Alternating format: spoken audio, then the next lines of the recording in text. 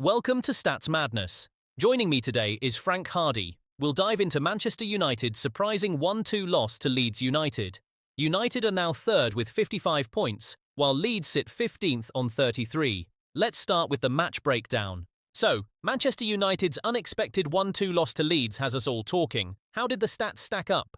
United dominated possession at 52% and had more shots, 20 to Leeds' 15. However, despite 9 shots on target to Leeds' 6, United only created one big chance compared to Leeds' 4. This inefficiency in converting opportunities played a crucial role in the outcome. Despite United's inefficiency, how did they perform across key categories? Manchester United showed defensive solidity with 68.1 against Leeds' 52.6, a 13% edge. In possession, they controlled 59.8 to 55.6, a 4% lead. However, Leeds had attacking superiority, leading 75.0 to United's 69.2. It was a tactically split contest. United dominated defence and possession, while Leeds controlled the attack. Earlier, we saw United's defensive strength. But Frank, how did their attacking strategies measure up against Leeds? Interestingly, Manchester United showed a significant attacking edge. They led in goal attempts with 13.0 to Leeds' 10.0. Additionally, United's shots inside the box were at 15.0 compared to Leeds' 11.0, showcasing their aggressive forward play. Wait, really? So they were basically dominating the attack, but what about their defensive actions? Defensively, United excelled in tackles, recording 18.0 against Leeds' 12.0. This defensive vigour helped counterbalance their attacking strategies, maintaining pressure on Leeds throughout the match. Their multifaceted approach was key to their performance. So, United's defensive tactics were solid, but how did momentum shift during the game, Frank? Manchester United truly dominated shots total with 20.0 over Leeds' 15.0, especially excelling in the 60-75 minute window where they surged with 5 shots as Leeds had none. Additionally, their successful passes were impressive, tallying 400.0 against Leeds' 373.0, peaking notably between 45 to 60 minutes when United completed 89 passes to Leeds' 22. This precise ball movement and shooting efficiency were pivotal in maintaining their momentum. So, momentum was clearly in United's favour. How do their stats today compare to their season averages? Manchester United excelled with 15.0 shots inside box, far surpassing their season average of 10.39. They also posted 25.0 total crosses, significantly topping their usual 17.19. In shots total, they recorded 20.0 compared to their typical 15.87. These standout performances highlight their offensive prowess today. Given United's offensive stats today, where do they stand in the league overall this season? Manchester United is remarkable in shots on target, with a match value of 9.0, well above the league's 4.16 average. They're in the top 0% percentile. Wait, really? And how does that compare with other top teams? Their season average of 5.74 outperforms Arsenal's 4.91 and Liverpool's 4.53.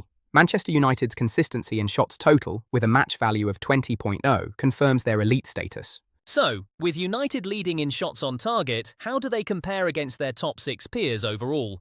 Manchester United excels in shots total, averaging 15.87, outpacing Arsenal, Liverpool and Manchester City. However, their ball possession percent at 53.13 lags behind City and Liverpool. In long passes, United's 49.94 surpasses Liverpool and Chelsea. They're leading in some areas but have room for improvement in possession. After seeing United's peer comparison, how are Leeds United measuring up against their season averages? Leeds United exceeded expectations with 6 saves and 6 blocks today, both well above their averages of 2.39 and 3.55. They also recorded 11 shots inside box against a season norm of 8.42 and managed 10 goal attempts, significantly over their 7.52 average. A truly standout performance across these critical metrics. With Leeds United outperforming their averages, how does their league standing reflect their season identity? Leeds United showcases an atypical strength in shots inside box, achieving 11 today against their season average of 8.42, which is well above the league norm of 8.37. They rank in the top 37% for this metric. Wait, really? And how does that compare with their goal attempts? Interestingly, they sit in the bottom 37% for goal attempts, yet they managed 10 today, surpassing their 7.52 season average and the league's 8.01. This highlights their attacking tenacity. So, considering Leeds United's league standing, how do they stack up against their bottom 6 peers this season? Leeds United is excelling in big chances created, averaging 2.33 per game, surpassing peers like Tottenham Hotspur at 1.72. However, they struggle with efficiency, missing 1.61 big chances on average, while the likes of West Ham United only miss 1.23. This duality between chance creation and conversion is pivotal to understanding their performance amidst the bottom six. Given Leeds United's performance against their peers, how did individual player ratings shape up on the field? Noah Okafor was outstanding for Leeds, with an 8.16 rating, dominating the forward line. In midfield, Casemiro shone for Manchester United, securing a 7.95. Carl Darlow showcased his goalkeeping skills with a 7.81, also for Leeds. Bruno Fernandes contributed significantly for Manchester United, earning a 7.76. Meanwhile, Ao Tanaka kept things organised in Leeds midfield with a solid 7.45. These ratings highlight not only standout performances, but also the critical roles these players had in their respective teams' tactics. From those ratings, let's talk about Noah Okafor's individual performance compared to his season averages. How did he fare? Noah Okafor excelled, scoring 2.0 goals, significantly higher than his 1.2 season average. His rating also jumped to 8.16, surpassing the typical 6.75. Additionally, his 2.0 shots on target beat his usual 1.09. These stats clearly demonstrate Okafor's standout performance compared to his prior season achievements. So with Noah Okafor's standout game stats in mind, how does he compare to the league average performance for wingers? Noah Okafor shines in goals, ranking in the top 25% of wingers with 2 goals compared to the league average of 1.08. However, his shots on target are in the bottom 24% with a 2.0 average against the 1.24 benchmark. On a positive note, his successful dribbles place him in the top 34%, outperforming the league's 1.59 average with a 1.8 season average. Given Noah Okafor's league standing, how does he stack up against his positional peers in key metrics? Noah Okafor has room for improvement compared to peers. His chances created average is 1.4, trailing Jeremy Doku's 2.3. For shots on target, Okafor's 1.1 falls short of the 1.4 by Doku. Lastly, in accurate crosses, Okafor's 1.2 is behind Bukayo Saka's 1.7. These stats highlight areas where Okafor can elevate his game to match top-tier wingers. Considering how Casemiro compares to his peers, how does he perform against his own season averages? Casemiro's performance shines against his averages. His rating is 7.95, surpassing his season average of 7.14. In ball recovery, he reached 6.0, well above the usual 4.14. Most impressively, his aerials 1 percentage hit 80.0, a personal best compared to his 46.5 average. These stats highlight significant improvements in his game. Casemiro's season averages are impressive, but how does he stack up against league benchmarks?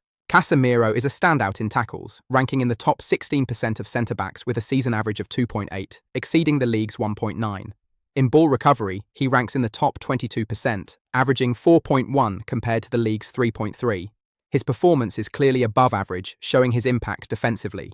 We just saw Carl Darlow's league standing, but how does he compare to his own season averages? Carl Darlow delivered a masterclass in saves, registering 6.0, significantly above his season average of 3.0. His saves inside box were equally impressive, with 5.0 compared to the usual 2.6. Additionally, Darlow's rating stood at 7.81, surpassing his typical 6.39.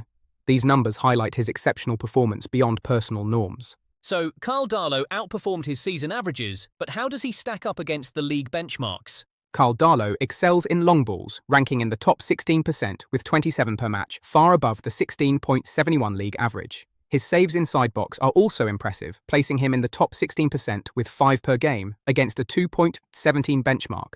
However, his good high claim is a weak spot, ranking in the bottom 30% with just 1 below the 1.45 league average. After discussing Carl Darlow's league standing, let's turn to Bruno Fernandes. How did he perform against his season averages? Bruno Fernandes fell slightly short in assists, managing just 1.0 compared to his 1.21 average. However, he excelled in key passes, logging 5.0 against a typical 3.79.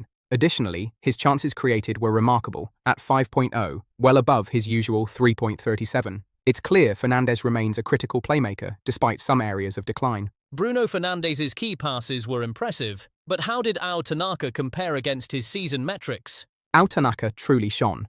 He recorded 4.0 key passes, soaring past his average of 1.56. In duels won, he achieved 3.0, outperforming his usual 2.33. Most notably, in passes in final third, Tanaka excelled with 6.0, far exceeding his 2.88 average.